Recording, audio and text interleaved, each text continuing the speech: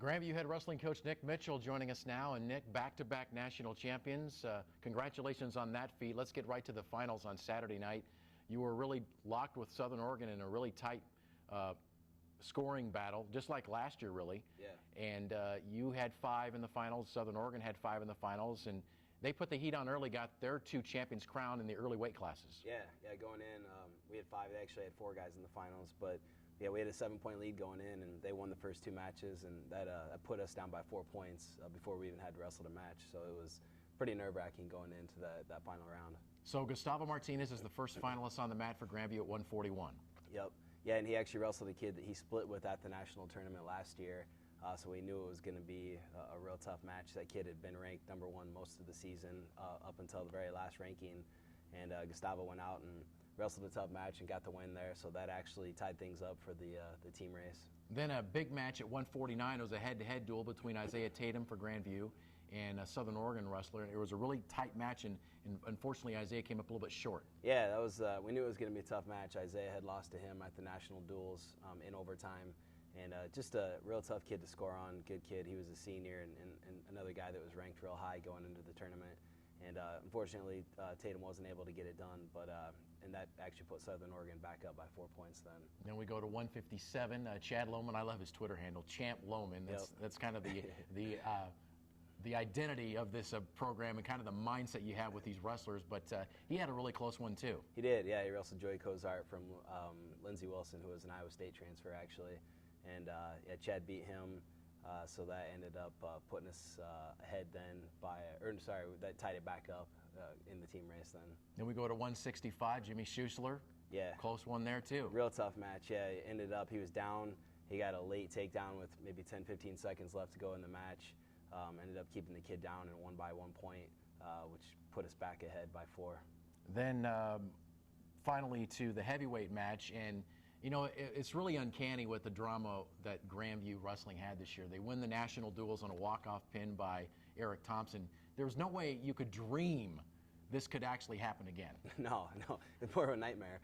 It was tough. I mean, going into it, you know, we obviously felt comfortable with Thompson being the last guy, and with the tournament tied up.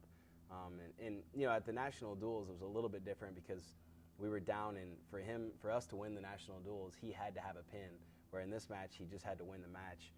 But of course, Thompson, he does everything big, so he went out and got the pin and put us out in style there. So then we ended up winning the tournament by 6 points. Well, and he went up against Brandon Gebhardt, who he's seen numerous times within the year. Gebhardt broke his 52-match winning streak earlier this year, back in December, and then he wins at the Central Region. But so there's a lot of familiarity with those two guys. Yeah, it was. I mean, like you said, he beat him last season in the regional, and then he beat him in the national finals. And then this year, he lost to him out in Las Vegas, and then beat him in the regional finals. And so, obviously, the guy's good enough to be a 2-time finalist, and he actually beat Eric 1 time before. So, of course, you still have that in the back of your mind. But going into it, Eric was obviously confident, and I mean, he told me that he was going to pin the kid. And I've said it a lot of times, but when he's that confident, I'm usually pretty confident too. So he went out and took care of business. Yeah, and you love his comments after the match were about, you know, kissing your sister. I mean, I don't like kissing my sister. Yeah, exactly.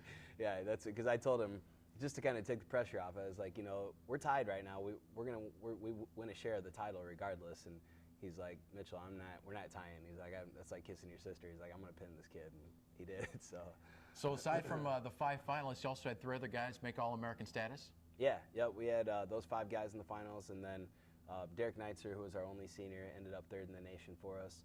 And you know, you talk about the team race and all the things that happened, but Derek Neitzer wrestled the Southern Oregon kid in the Constellation semis, and that match was to decide if he went on for 3rd or wrestled for 5th. And Neitzer won that match. It was a really tight match, but that's a match, even though it's on the backside, that's a difference maker for us. I mean, that is exactly a 6-point swing in that match right there. So he doesn't come back and get 3rd. You know, he was obviously disappointed after getting beat in the semis, but that was a huge match for us, and he ends up coming back and getting 3rd place for us, so that was big. And then we had Thomas Moman, who was 5th for us at 174. And then Quentin Haynes wrestled back and got 4th at 157.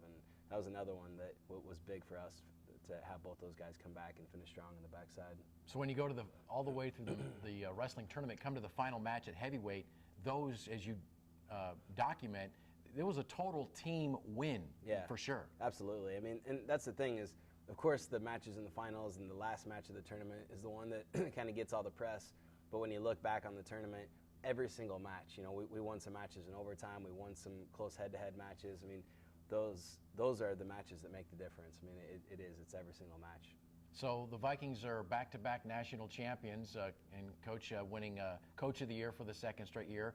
Now the national tournament shifting to Topeka for the next 2 years. Yeah, and to us, we don't really care where it's at. I mean, it's nice being here because we had a huge crowd. We had a really good support system this year.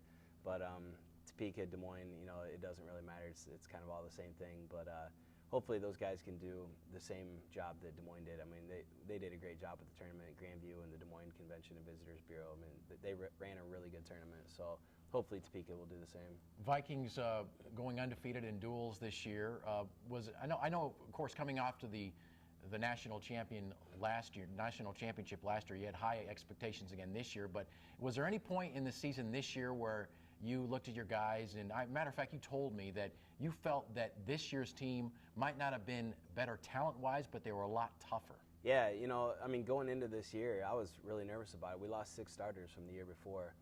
That's half your team right there, and so I just didn't know what to expect. I didn't know what we would get from this group, and that was kind of the case. I mean, in the past, I think we had to convince the guys maybe that they were tough.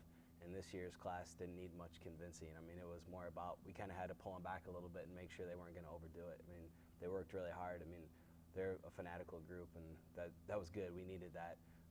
But it was technical. We had to just get better, and they did. I mean, that team really improved a lot during the year.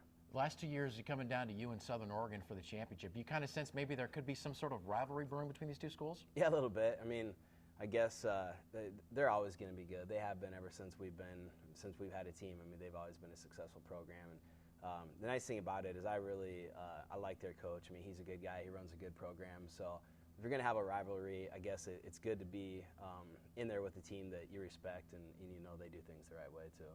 So looking towards next year, you mentioned just losing Derek Neitzer, the lone senior. So obviously expectations got to be there to try to go for the three-peat. Yeah, I mean, regardless, I mean, we lose one senior, or if we lose 10, that's always going to be the goal. I mean, we just want to win a national title every year. And it doesn't mean that it's going to be easy, and it never will be. But that's always just going to be the expectation of, as long as I'm the coach here and Coach Reedy's around. I mean, we're going to set the bar as high as possible, and we're never going to just we don't sit down and talk about it at the beginning of the year. Like, well, what's the goal for this year? That's the goal. The goal is just to try to win everything. So that's what we're going to keep trying to do. And before we let you go, why don't you just recognize your assistant coaches again real quick? Yeah, Coach Reedy, I mean, he's our head assistant. And he does a great job. And, I mean, he's a guy that's made a huge impact on our program since he's been here. This was the 3rd year. And, I mean, just as far as not just the wrestling part, but academics. We just got the word yesterday that we ended up 4th in the nation in academics again this year. So we're super excited about that. And it's cool because if you look at the top teams wrestling-wise, we're the only team in the top 5 that finished in the top 10 in academics. So that's the type of thing that we really take a lot of pride in, because we talk about living a championship lifestyle and doing things the right way all the time. And I think it goes to show that you can be great at everything. It doesn't have to be just wrestling or just academics. It can be both. And that's really the goal. So Reedy's been a huge part of that. And then we just have a really good coaching staff. I mean, Coach Turner's been with us from the beginning, so is Coach Heldy. I mean, we had 12 coaches total this year, so a lot of really good assistants. And they all kind of have a different role. I mean, there's guys that are just really good workout partners. There's guys that will help, and they kind of mentor the guys. But we've got it covered all ends of the spectrum. So it takes, I always tell people, it takes a lot of people to make me look good, and that's what those guys are doing. So I really appreciate all the things they do for us. Well, great job again, Nick, to you and your staff and the wrestlers, and 2-time national champions. Yeah, sounds good. All right, that's Grandview Wrestling Coach Nick Mitchell. Thanks.